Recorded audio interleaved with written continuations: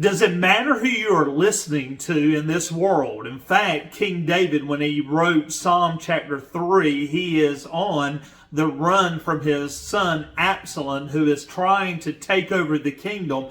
And in this event, when you read the entire Psalm 3, he begins by stating something that people are making statements that he has no hope from God.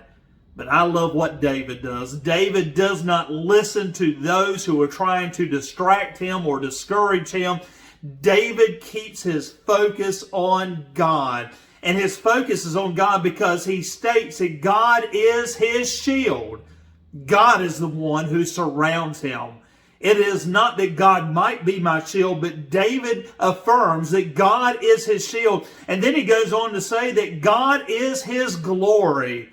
And he continues by focusing on the glory of God, but then also David acknowledges that God is the one who lifts up his spirits. In fact, God is able to lift up David's head when it is cast down in a state of depression, if you will look at it in that sense.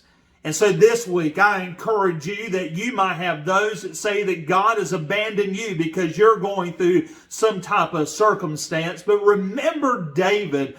When David was on the run, he could have easily thrown up his hands and gave up and listened to those who thought that he was defeated. But yet David knew what God's plan and God's purpose was in his life.